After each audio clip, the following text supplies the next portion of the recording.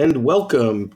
This is Peter Winick with Leveraging Thought Leadership Podcast. I am the founder and CEO of Thought Leadership Leverage, and today my guest is Nadia Bilchik. Thank Welcome, you, Nadia. Peter. Lovely to be with you as we initiate your podcast. There we go. This is actually episode number 2. So let me just share with everybody Nadia's official bio here because she's an impressive woman on many levels. So Nadia is the president of Greater Impact Communications. She is an internationally renowned television personality, communication and professional development training expert, author, and keynote speaker. She's currently the editorial producer for CNN's Weekend Morning program. She's a sought-after moderator, and she's hosted events at places like Coca-Cola and WIT Connect. She's the author of 3 books. The Little Book of Big Networking Ideas is the latest. I've had the pleasure of working with her a couple of times over the years, and she is someone that could share some insight with us. So again, welcome, and I hope we've done your bio justice today. So here we are. It's 2018. And certain things have changed and certain things haven't changed. So tell me a little bit about the business side of your content, the business side of your thought leadership, and things that you're doing differently and things that you're doing more or less the same. So I think the point of saying 2018, and we all know that this is the age and stage of multi-platforms, which means we don't just have a website and expect that people are going to find us on our website. So if I could say the biggest change as somebody who wants to get my message out and wants to impact more and more people is the ability to share content. And you do that so well, Peter, with your newsletter and your videos.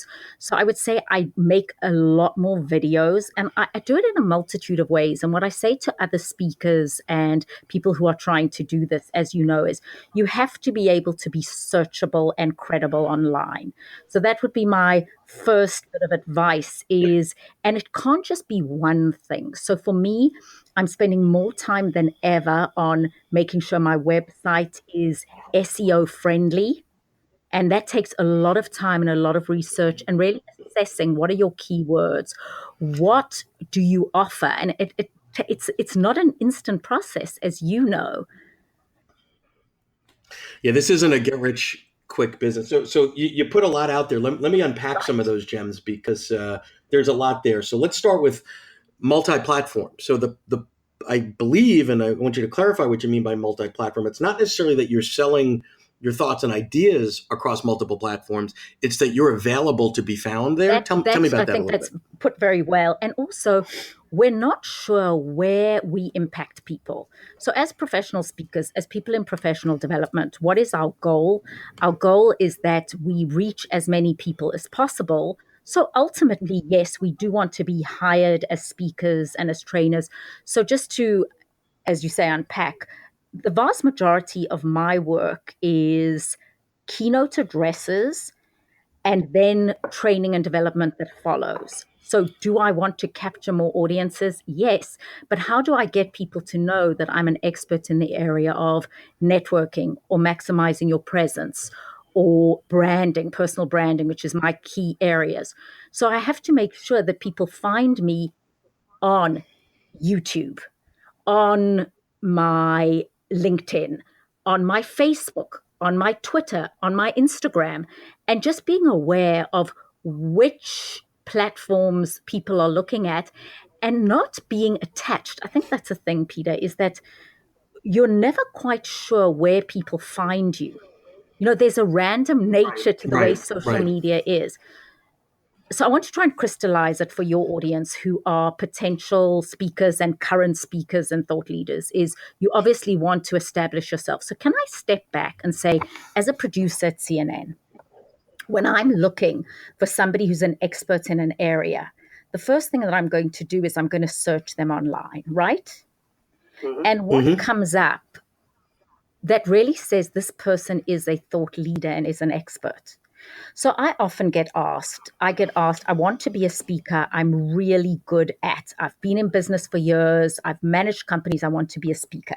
And I say this to you. I say, if I, as a producer at CNN, am going to recommend Peter Winick as an expert in the area of leveraging thought leadership, it's very easy for me if I pitch you because I might pitch you as a guest. but then I'm going to 5 other people to say why you should have this guy. And it's no different if you're hiring a speaker, right? One person hears me speak, or hears you Yep. speak, or hears any of the people who are listening to the speak and says, I've got this great speaker. I'd love to bring them in for this event. Well, the first thing everyone else is going to do is search you, because it's usually not up to one individual. Correct. So it's really about being able to validate the brand and have the goods so that the person that brings you in the door can share that with somebody else, and that there's other folks involved in making the decision can understand why they chose A over B. So that's great. And just for the folks listening, again, this is a CNN producer, so I'm sure you get pitched with I get pitched all day and night. multiple all day and night. And I'll give you an example of somebody who is very good on air. And I wanted him to talk about entertainment. He had a radio show and he's great on air. So, same analogy as you're a great speaker. And I recommended him to talk about the Grammys. Hmm. But he has to go through 5 other people who say, let's have him. Well, they searched him and there was nothing that came up online that said this person is a thought leader in their area. So That's a my problem. point to all of you who are listening is, and that's to all of us, is to constantly say, now I get people who say to me, somebody recommended you. Then I went on to nadiaspeaks.com. Then I saw X video, and it's often not the same video that they saw. Sometimes people Hmm. will hire me from a YouTube video. I've got a YouTube video called Yep. Comeback Nerves with Nadia. Somebody saw that video the other day and called me to do a session. Sometimes it'll be directly from the website. Sometimes it will Hmm. be from a newsletter video blog that I've sent out that someone's passed on to someone else. So, what I'm saying to all of your audience, and I know, I mean, this is what you so deftly do for your clients, and you do it so well, Peter, which is understand that our audience often comes from places we don't expect. And are we establishing the kind of online credibility that says this person is a true authority on their topic? Excellent. So, a couple of thoughts here. So, the multi-platform piece, I can tell you, from me personally, 6, 7 years ago when people started saying, well, you need to be on Twitter. And I said, I don't really get Twitter. People are tweeting, I just had a turkey sandwich for lunch, or, go Mets or whatever. It just seemed like a lot of noise to me. And then I realized, wait a minute, my personal preference and my personal biases or opinions on that are irrelevant. Let me put my marketing hat back on and think if there are a subset of the market that could use my services that are out there on Twitter, what would they want to hear? And where would they want to hear it? And how would they want to hear it?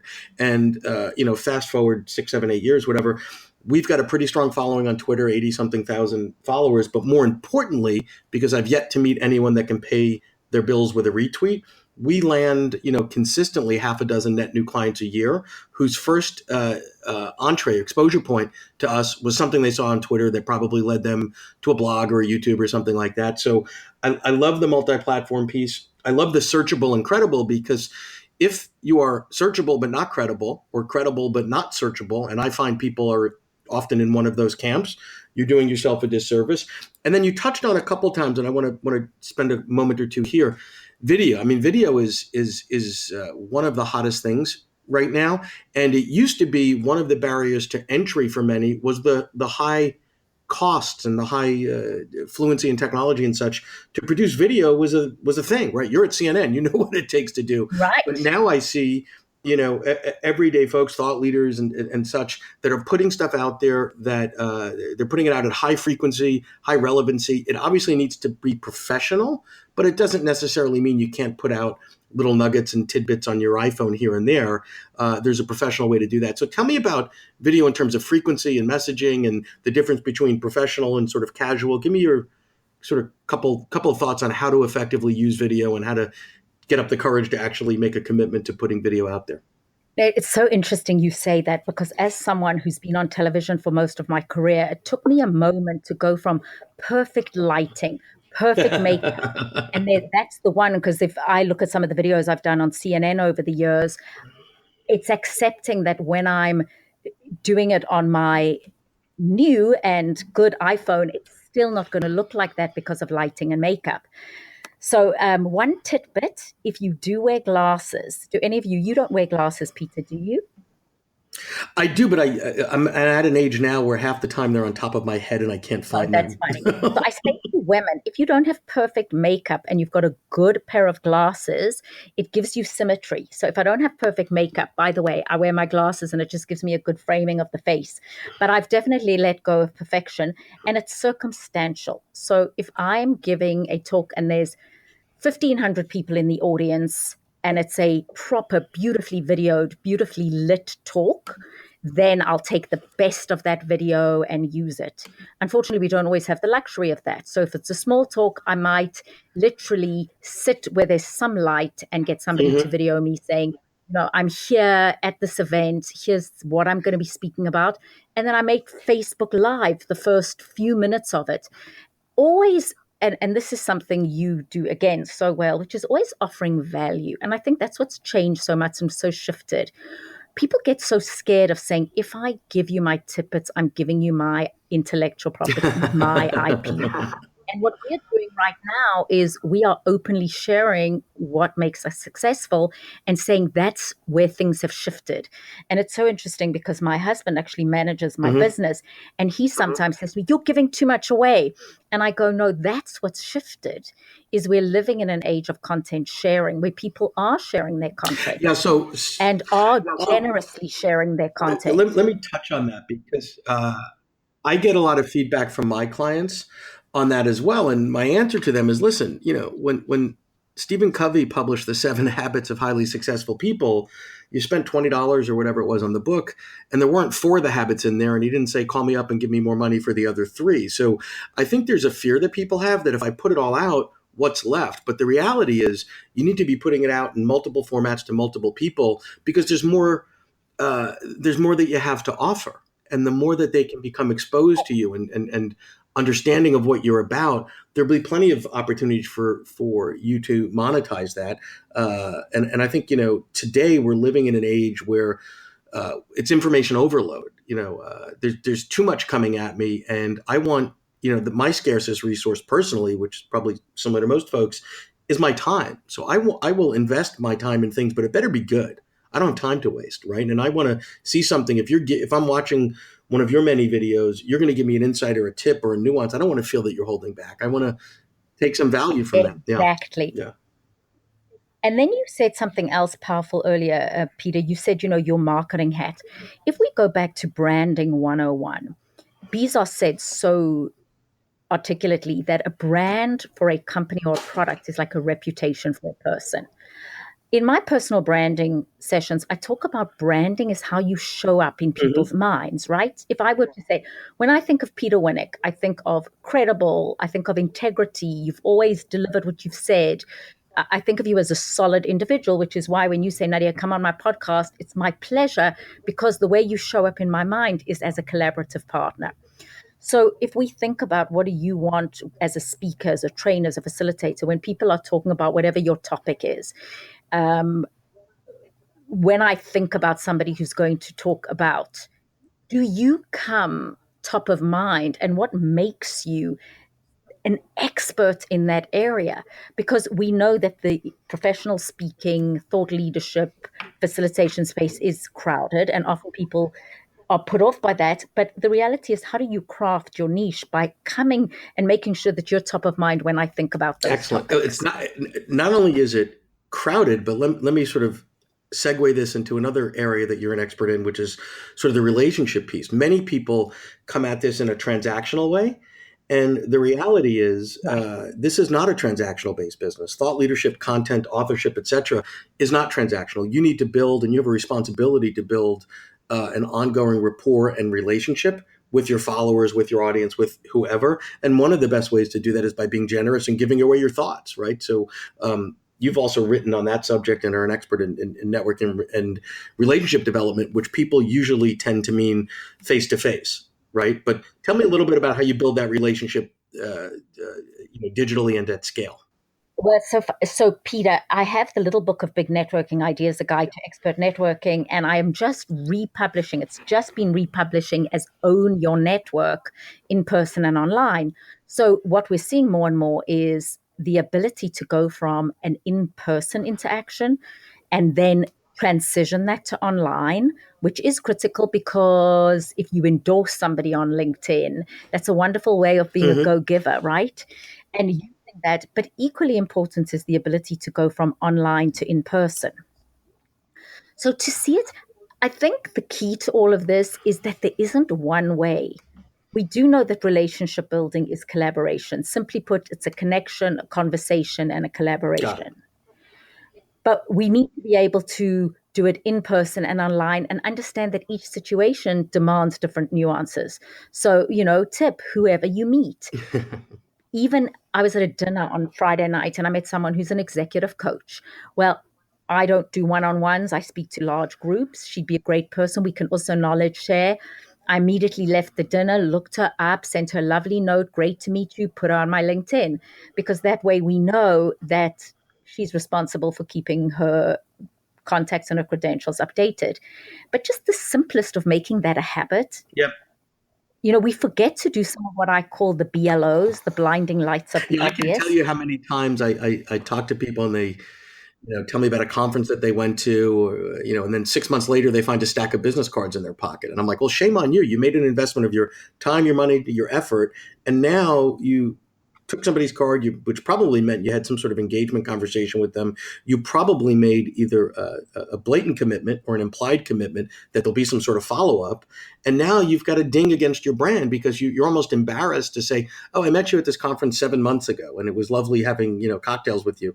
That seems kind of weird because you're not going to do that unless you're at a point now where you're asking for something, which is everybody's got that ick factor up now. But if you did the proper hygiene of networking and the follow up in a timely manner, when and if the time came down the road where you wanted to reconnect with that person, you're starting from a nice place. So I agree with that.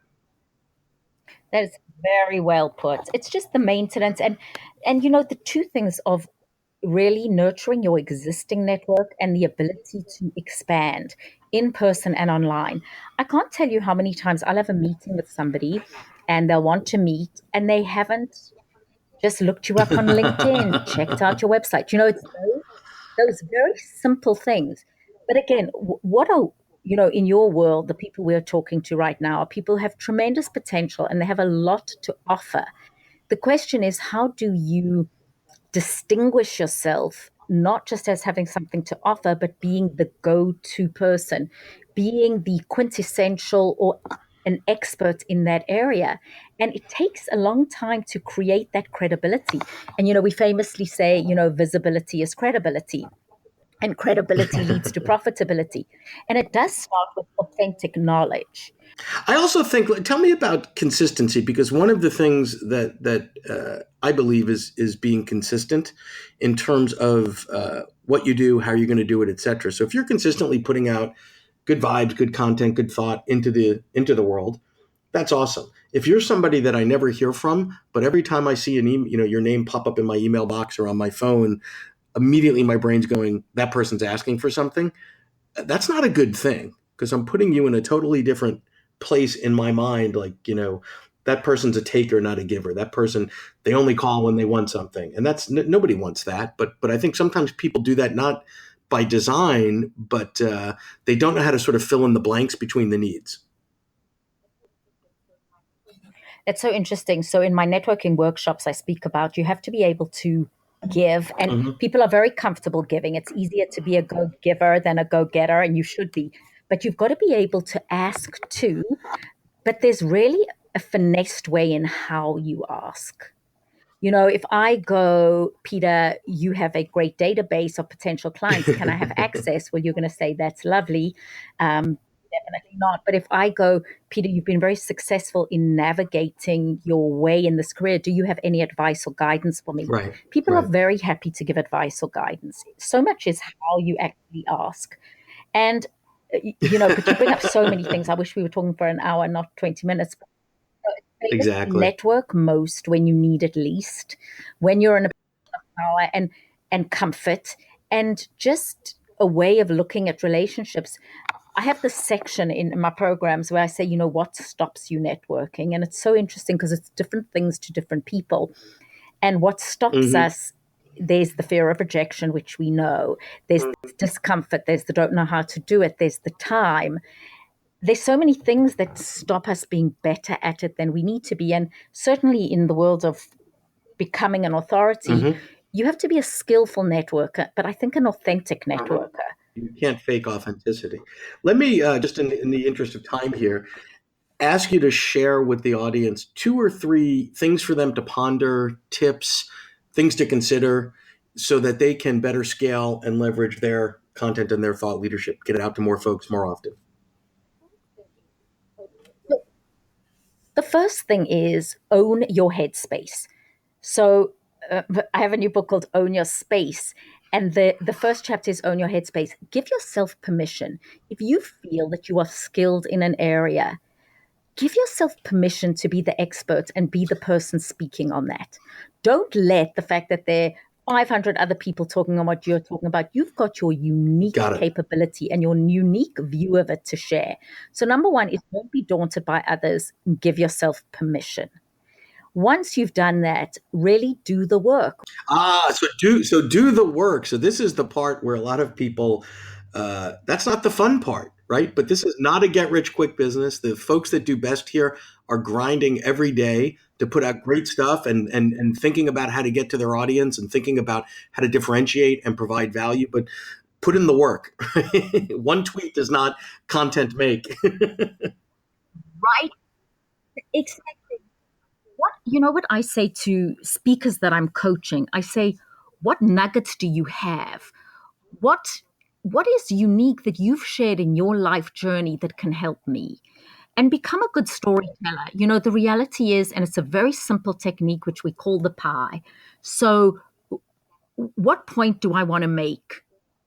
Be it that resilience is critical during times of change. Excellent. Illustrate it with a personal story. That's part B. But if you can't do part C, which is to emphasize what's in it for your audience, you lose me. So what I see is lots of people with great ideas. Yep. How is this going to impact another? So start thinking about how has my life, my experiences, my wisdom, my crisis, my pain, what have I learned from it that I can share with you, the audience? Any final tips? Final tips is to enjoy the process and to educate yourself as far as all platforms. And the more you can do yourself, the better. The belief that someone else will make it happen for you. And I know that we're talking to different age groups because there's certain age groups like mine. I was born in 1964. We're terrified of social media and doing these things. And my overwhelming desire is to say to people, emancipate yourself and do it. It's a lot easier than you think, and it's critical for business success. I love that. So before we just sort of wrap up here, where can people get in touch with you, find you? Who are the best types of folks for you to be of service to? Give me a sense of where to find you and how to get to you. I do a lot of speaker coaching. So if anybody has a great idea and they want somebody to help them come up with a really good keynote focusing on content and delivery, that's my expertise. And it's nadiaspeaks.com. And once they've got a fabulous 45-minute compelling keynote, I send them to you because you will help them leverage that. Well, I thank you so much for joining us today. I'm grateful for you, and I'm so glad that you spent the time and you shared so much with us here today. So I appreciate that so much. Thank you. And Own Your Space and the networking books are available on Amazon.com. To learn more about Thought Leadership Leverage, please visit our website at thoughtleadershipleverage.com. To reach me directly, feel free to email me at peter@thoughtleadershipleverage.com. And please subscribe to Leveraging Thought Leadership on iTunes or your favorite podcast app to get your weekly episode automatically.